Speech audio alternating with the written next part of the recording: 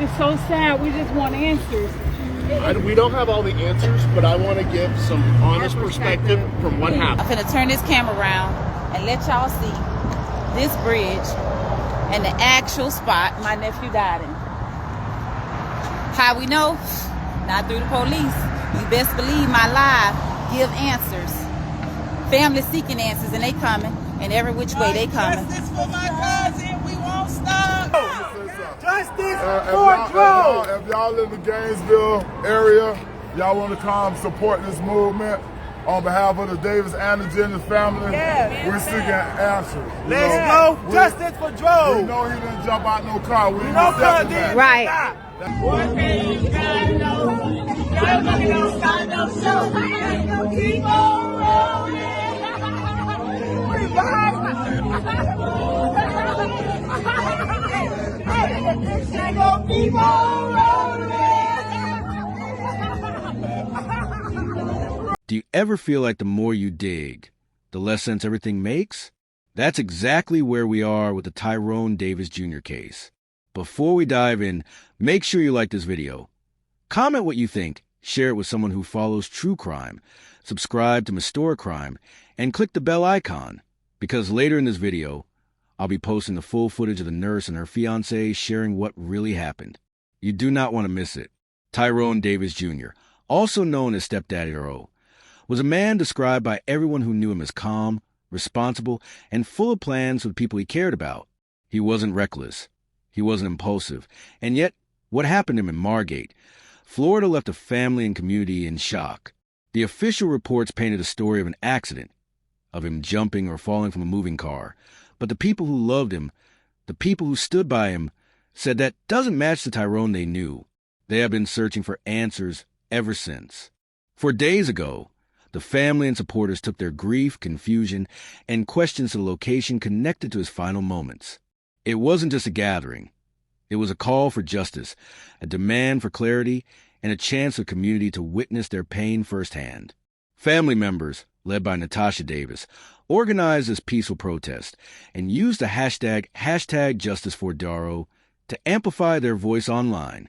People gathered, candles were lit, and the air was thick with emotion.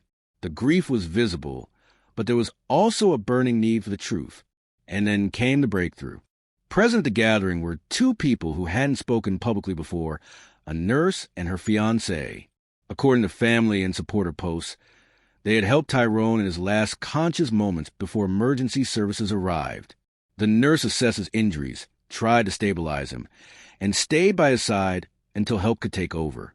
The fiancé stood with her, confirming the details and adding context about what they witnessed. These weren't distant observers. These were people who touched him, saw his injuries, and understood how severe the situation was. Hearing their account changed the energy at the gathering. It wasn't just grief anymore. It was the first taste of clarity, the first piece of the puzzle that had been missing. Social media clips showed the family reacting, relieved that someone who had been there was finally speaking, but also frustrated because they had been kept in the dark for so long. Questions immediately rose. Why wasn't this perspective shared sooner? Why had Tyrone's injuries been described in a way that didn't match what these eyewitnesses saw? And most importantly, what does this mean for the story we thought we already knew? Let me ask you this. If someone who was there all along finally comes forward, does that bring us close to truth, or does it make the mystery even more complex? And how much do you trust what the family says versus what's shared online? Like, comment, share, subscribe to Mystoracrimes, and click the bell icon. So now, let's talk about what actually came out at that gathering. The nurse, who had been at the scene when Tyrone Davis Jr. was found, finally spoke publicly, accompanied by her fiancé. According to the family's Facebook posts, they shared details that added layers to what everyone thought they already knew. Tyrone had been injured in a way that didn't fully match the jump from a moving vehicle's story. The nurse explained that when she first saw him, he had head trauma and injuries that suggested impact before leaving the vehicle, and her fiancé confirmed seeing how serious it was. They were clear. This wasn't just an accident caused by him jumping out or falling off the car. The family's reaction was immediate. Hello. Yeah. How are you guys? I saw the sign Arthur Road, Excuse me. Oh, Lord. Yeah, Sorry, y'all. It's so sad. It's so sad. We just want answers. We don't have all the answers, but I want to give some honest perspective from what happened. We were at the Texas Roadhouse. Wait. And for y'all that just joined, this is the nurse and her husband that tried to help my cousin. Yet, I'm hoping so. I'm hoping. Okay, fiance. But at 5 o'clock, we left Texas Roadhouse, like 5:02. We were at this light behind a car. Yes. There was a red car in front of us. There was another guy involved too. Yes, I talked to him. Okay, you talked to him? Yes, Okay, I good. have his information. He pulls forward and he stops. And I'm like, what's this guy doing? And I honk and he turns his blinkers on. Like, okay, he's not working. We go around, we see someone's in the road. She's a nurse, so we immediately pull over. So where were you not to stop y'all? We were in this lane. Is it outside His lane? car would have been right here. He had the flashers on. He has flashers. We got here, we see his body. He was up there about 15 feet. Yep. We get out. She immediately runs over. I had gloves in the car. She's checking him. You want to say what you initially saw? He had a pulse. Okay. He was breathing. I opened up his pupils to make sure his pupils were good. They were normal. Okay. He was kind of moving around a little bit, like he was kind of disoriented. And I kept saying, "Hey, I'm a nurse. My name's Brandy. Can I help you?" No response. Kind of just kept moving around a little bit. While she was on the ground, I was surveying the area. One of the things I want to mention, I believe you said he always had 2 phones on him? Yeah. 3. He had 3. Oh, 3. Yes, 3. He had a this is what I thought was suspicious, is there was his wallet and his phone. There was about $15 in cash, like, laid out like this, as if to show this wasn't a robbery. It looked like someone set it there, like all nice. The wings were right by his feet. They hadn't been opened. The pizza was all over the road. The other thing I want to say, why was the car going this way if the pizza place is down that way? Right. That's the important thing I wanted to relate. That's a They should not have been coming that way And the with fresh hotel is food. this way. And their hotel was over here. Yes. So they were coming back, which didn't make sense with that story. But we called Thank you. We called 911. By the way, I heard the report there was a homeless person who saw something. I was standing here, I didn't see anybody.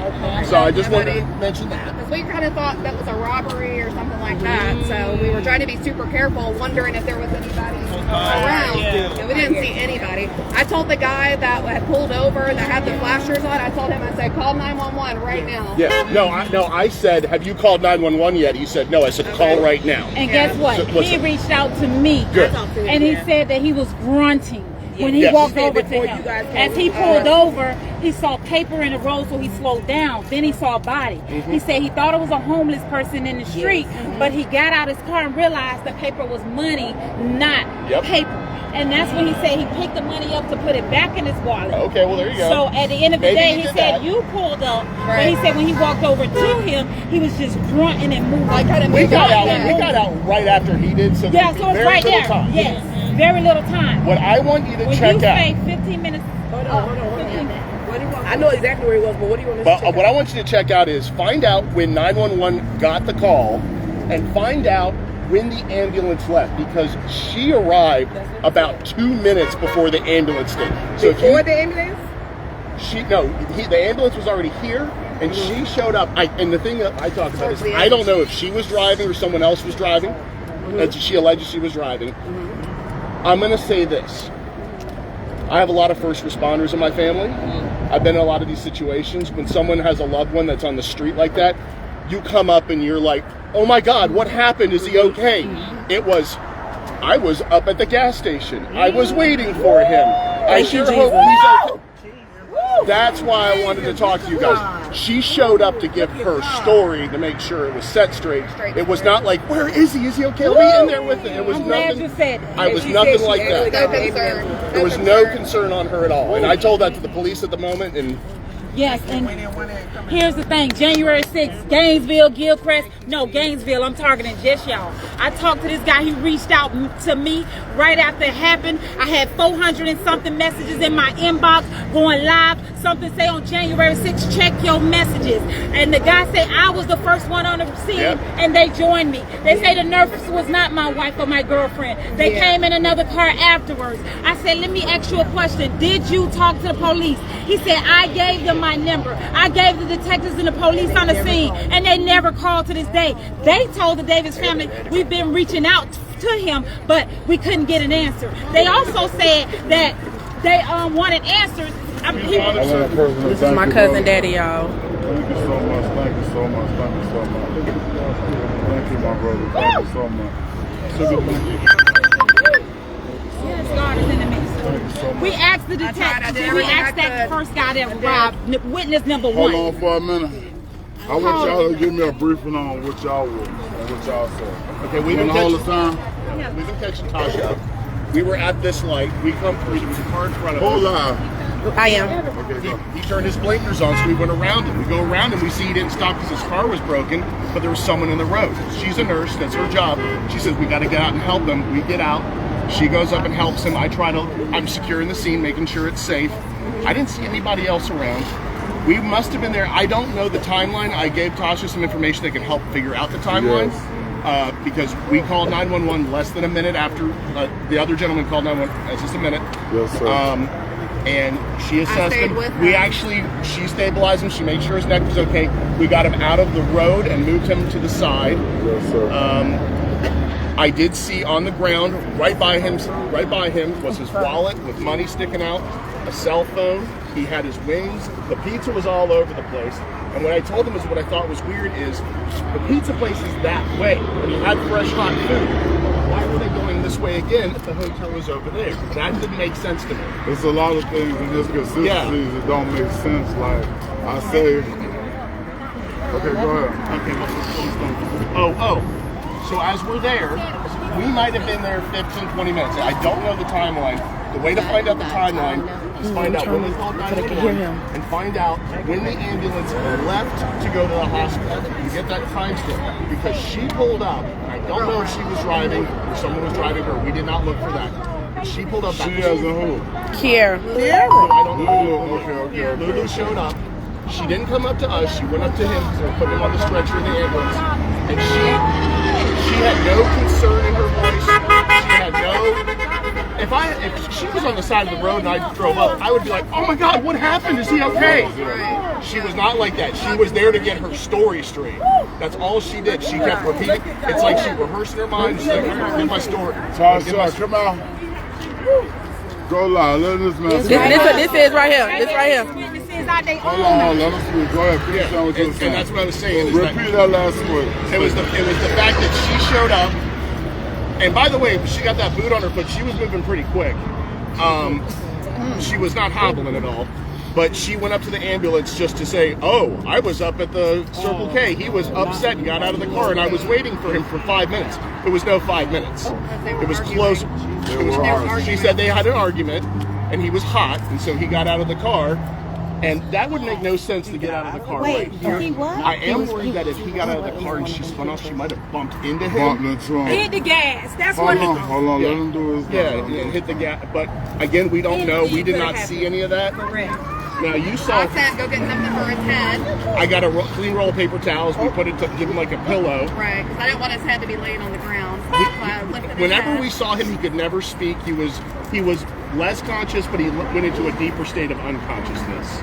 He looked like he was about to seizures. Yeah. And I asked Lulu, does he have any medical problems? Does he have diabetes? Does he have seizures? I said, does he have any kind of medical problems that the ambulance needs to know about? And she said, no, not that I know of. And she was calm the entire time? Oh, yeah. Did he have any bruises? Any bruises consistent with getting hit by a car? No. I saw his legs. I had to move his legs off the street. I did not think he was homeless. He looked like he was in his PJs. He looked like he was comfortable. Yes, sir. He had on his sweats, and we moved him off the road. But there was no any sign, anything. No signs of getting hit by a car. The only thing on him was the spot, which was like the round spot right here. That's all we saw. And I just love the. Hey, could that have been when y'all pulled him out the road? He got the scratches on. We didn't pull him, but me and the other guy, we lifted him up to get him off the road safely and gently. Because he was in the right lane. Yeah, he was in the lane. Right. Yeah. So prior to the paramedics arriving on the scene, where was the Lulu girl? Well, we never saw her. She only pulled up the last 2 minutes before he left to go to the hospital. We stuck around until the ambulance went. She told us that she saw the light. We were here for a while. So if you could, we know it was 5:02 p.m. when we left the restaurant. So it was still daylight out, but you know, the sun was setting quick. By the time we left, it was dark out. About how long was the ambulance here? Ambulance was maybe here less than 5. Well, maybe 7. They came over to help you, and then they put him on the stretcher and got him over there. So the ambulance was probably on scene about 7 minutes. Real quick, real fast. It was pretty quick. And they took him in under John Doe. But she said I don't know that because he had a wallet with him. Yes, they did. She Now said sometimes they do that to protect victims. They don't. Yeah, you can ask the nurse. So they told us that he was under John Doe, but my brother was there, and then they moved him to a trauma name because they didn't know. Which is normal for hospitals to do that if they think it's a suspicious something that's going on. Thank you. That for is saying normal that. from my perspective working in hospitals. So once To again, protect them. as a father, right? You telling me this girl's safe? She didn't have no concern? If this was my loved one, I'd be like, why is she so cold? She had no concern in her voice. She was She more didn't concerned. contact us at all. She was more concerned in getting her story straight so she wouldn't get in trouble. From my perspective. I asked her who she was. I said, "Who are you?" And she said, "I'm his girlfriend." I'm glad And I said, "Does he have any medical problems?" Wow. But y'all didn't know where she came Did the police contact you? I can tell you, she came. No. Okay, so there's the question. They said no, the police has not contacted them. Make a U-turn and come back. I don't know what Like a prompted. white SUV, wasn't it? A white Infinity White truck. Infinity truck. That's it. Last scene. That's it right there. That's it. That's her vehicle right there. That's her truck. On Archer Where she Road. got out of it, but it was a I wasn't paying attention, but that she point, saw this it. place was crawling with law enforcement and emergency services, so I wasn't watching. I was for that. focused on Tyrone, and he was watching everything else. Yeah. And I want to thank y'all. I want to thank y'all so much because at the end of the day, like, you know, we're still just looking for answers. Brother, do not lose faith in people. I'm not. I heard something you said, and that hurt my heart, and that's why I wanted to talk to you, because there are good people out there. There's so We'll many stay good people. together. We thank you. Kiara has the phone now. We don't have none of his belongings. Natasha Davis and other relatives were both emotional and frustrated, asking why it took so long for this information to reach them. Social media posts showed her saying things like, "We finally hear the truth from someone who was there," and emphasizing that these accounts could change how people understand what happened to DRO. Both sides of the bridge, but I wanted to come down here exactly to show y'all this bridge and where we at. My nephew was found right up in this area, right here. Now y'all see that bridge? My nephew was found right here in this area. There's no way, if he was in the middle lane and got out to the right and ended up in this second lane right here, I'm sorry, in this little foyer right here, if he ended up in this foyer, and let me be specific, with a white beater on, whatever y'all want to call, white tank top and a pair of pants, whatever y'all want to call it, there's no way that he don't got no stuff, grazes, bruises, nothing on his body. I'm gonna tell you the last moments of him under this bridge before he went unconscious, the moment where he laid his life down at. This is where it all started at, when he became out the car under a bridge, and the bridge is right there. You can't have a tank top on. Thank you! You can't have a tank top on and a pair of pants and not no scratches.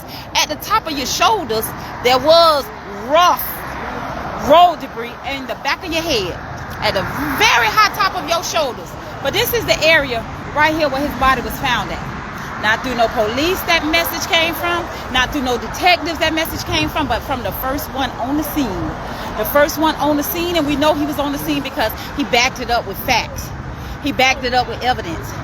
January 6th, I talked to that man. You know what he said? Not one detective from Gainesville called him. Not one. It ain't even fooling to go in details because my family told me not to do that. But not one detective called him. And it's so sad. It's so sad that they didn't even reach out to him. We had him call them. We had him call them.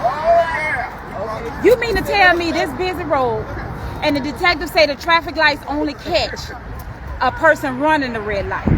Other than that, they don't record anything. Come on, Gainesville, y'all got to do better. Y'all got to do better.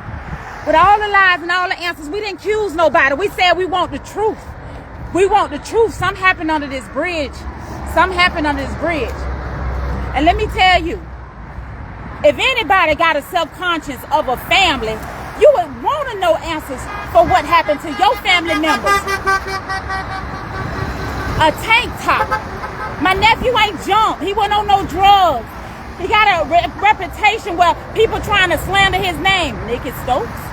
But guess what? He was not an alcoholic. He drove trucks for a living. He was not an abuser. If that's the case, why did a witness call the police on Kiara Davis, a.k.a. Lulu, at the Ritz-Carlton in Miami? Why did she go to jail for jumping on my nephew public records in Miami? She been had mental issues. Don't try to give that guilt trip. You mad about a t-shirt. It ain't about no t-shirts, baby. Those shirts go for $40 and $50. Guess what? I sold that shirt for $30. The exact same price that man charged. I don't look for money, and anybody know me, that ain't my character. What I'm gonna do with a little t-shirt money? I was so happy that people was joining the cause to take a stand for justice for Dro. I got a heart. My family got a heart. We loved on the Jennings, just so you know. We was always connected all these years with our other sons, doing car washes, doing whatever it takes. We came together to make sure those boys go to rest. Why not? Why not? If you're going to tell the story, baby, tell the whole story. And to be exact, it didn't go that way and ain't attacking nobody, but I'm going to tell it like it is. Let me tell you, our family didn't find out till 24 hours later. Our family didn't notify till 24 hours later. Why we got delayed? It happened on Saturday. It happened on Saturday.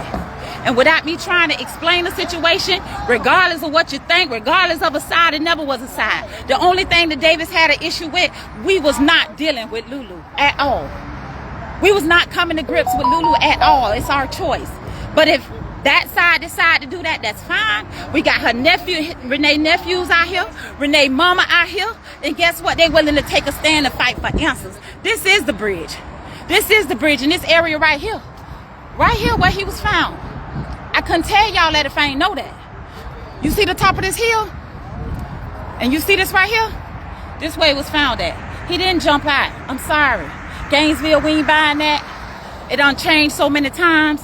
All we want is truth and answers. That's it. That's all.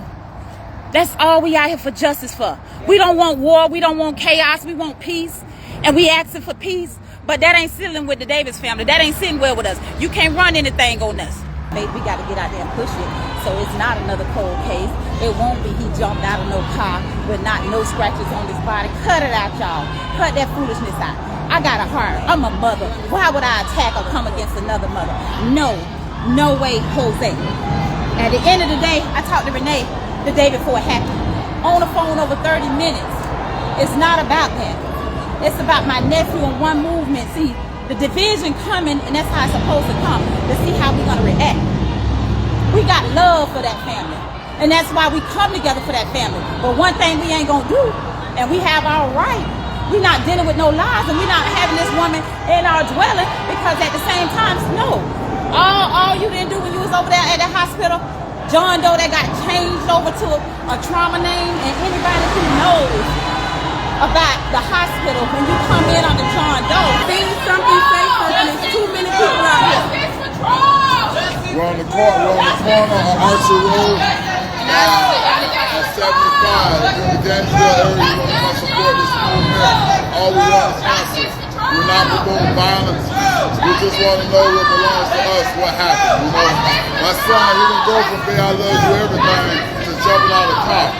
And it happened. It happened like We ain't accepting that at all.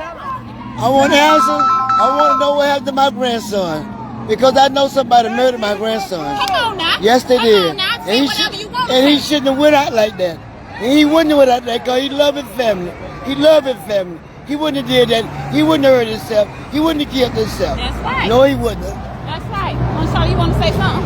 I just want to say we know that Dro did not jump out of a moving car. He was murdered. Tell him the first message you got when you got the call. And, you know, we want answers, we want justice, we want someone held accountable. We want justice. Because he shouldn't be on these t-shirts. We shouldn't be out here right now. for his children, and we need justice. My cousin here all the way from up the road and drove down for justice for Dro. My nephew was a truck driver. At the end of the day, he wasn't a woman abuser. At the end of the day, he wasn't on no drugs to jump out of no car. We ain't buying that. We ain't going for that. He was never an alcoholic. Come on now. Put some respect on the Davis name. Because even when we find out what happened to him, the night's still going to be on my back. You feel me? He gone forever. All I got is memories. You know? That was a real human being, y'all. Y'all pray for our family. My son ain't deserve this. My son ain't go for no bit. I love you, my everything. To fucking in the street right here in this spot right here. Like a dog. Left like a dog. You did. The very next day when you got the call or whenever you got the call, we supposed to got a call. If y'all gonna tell the story, Nikki Stokes, tell the whole story. Tell them how we extended our hand to that mother so many times to Renee, letting her know, come over, we need to get together, we need to have, she said, out her own mouth.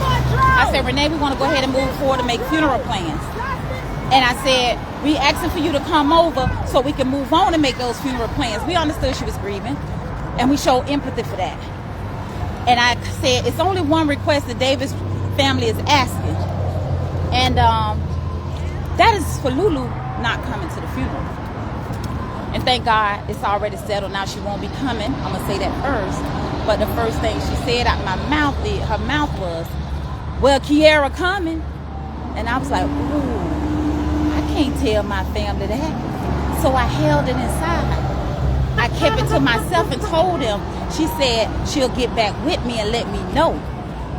And in my heart, I was like, Renee, I heard what you said. This is what I told her. I heard what you said. I said, Renee, think about it, pray about it. And I said, and then get back with me and let me know what you want to do, because we never had no problems with Renee family and our family. We always been as one. So after a few days, they asked me, well, what did she say, Tasha? I said, she didn't say nothing. I didn't hear from her. So guess what? Her time expired. We moving on. Because I couldn't tell them what she had told me. So what I did was plan a candlelight. I planned a candlelight and said, we're moving on. And then we got a call to say, why my mama ain't know nothing about this? Oh, why my mama ain't this and that? And when y'all say she's quiet, the family wasn't quiet. It was coming all through her daughter, the nonsense, the foolishness, and this and that. But I ain't even gonna give them that much power on this live. We here for one thing, so I'm gonna cut that short right now. We here for justice. We want justice, we want answers. So when you bloggers or whatever figure out what y'all want to say, it's not no one against no other. It's nothing but justice for Dro. It's nothing but Tyrone Davis. That's all what it's about. That's it, that's all, Tyrone Davis. We going, how far we gotta go? To the limit.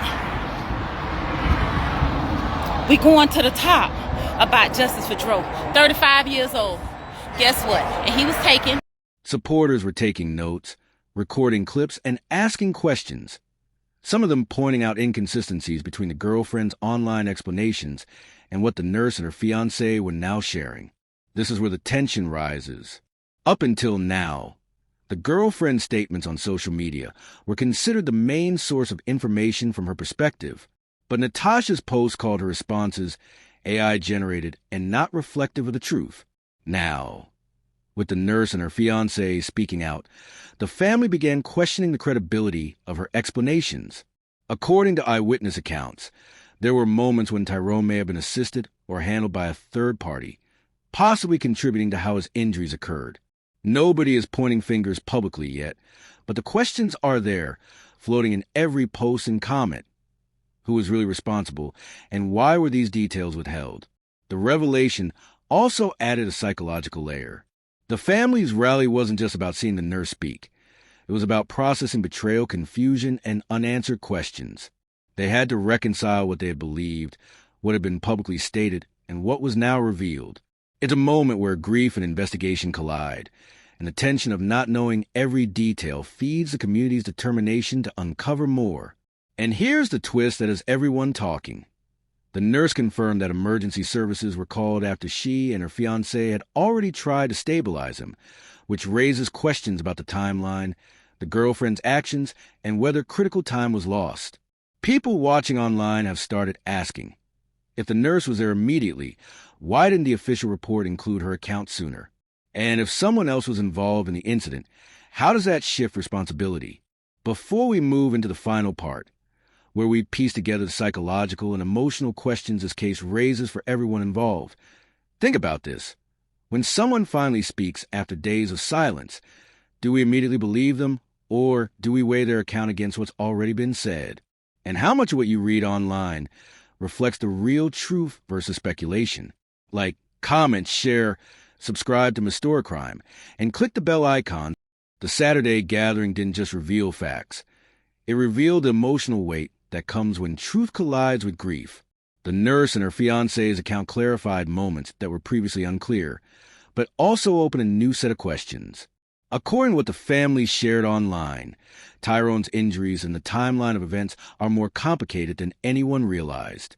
The couple emphasized that critical minutes passed before medical attention arrived, despite their immediate assistance. That has led to speculation about what really happened in the moments leading up to his exit from the vehicle.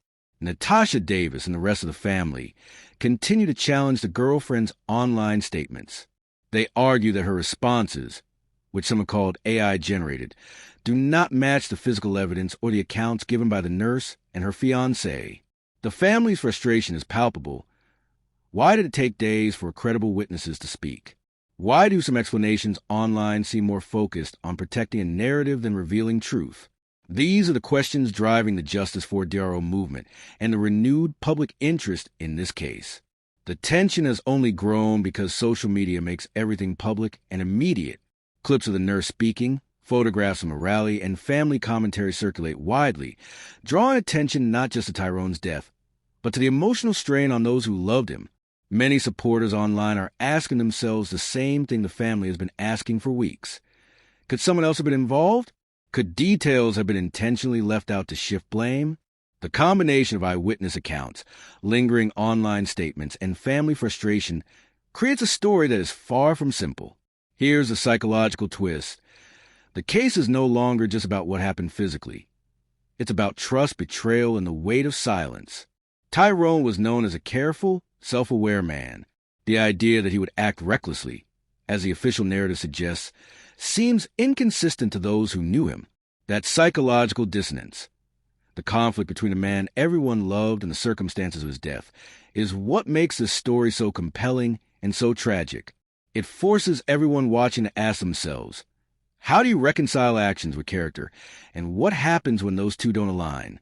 As part of the community continues the Justice for DRO movement, and the family shares more insights from witnesses like the nurse and her fiancé, we are reminded that truth isn't always immediate. It comes in fragments, in faces, in voices that were silent until now. And as we process these fragments, we are left with profound questions. Who else knows something that hasn't been said? Was there more than one person involved that night? And most importantly, how much of the truth are we still missing, even with new witnesses stepping forward? This case challenges us to think critically, to question narratives, and to reflect on our assumptions.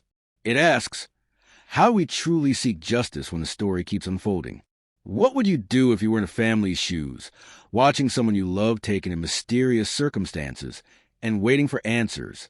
Like, comment, share, subscribe to Mystoracrimes, and click the bell icon so you don't miss any updates.